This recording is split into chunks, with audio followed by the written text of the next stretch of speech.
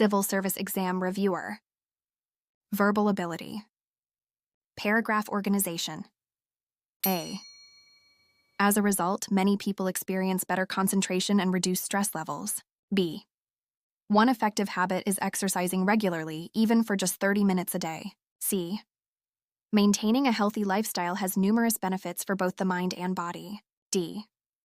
Proper sleep and balanced nutrition also play important roles. What is the correct organization of the paragraph? Pause if you need more time to figure out the answer. The correct answer is number 1. C, B, D, A. C is the general statement. B is the first supporting detail. D is the second supporting detail. A is the conclusion. Below are the sentences arranged in the correct order to form a paragraph. Maintaining a healthy lifestyle has numerous benefits for both the mind and body. One effective habit is exercising regularly, even for just 30 minutes a day.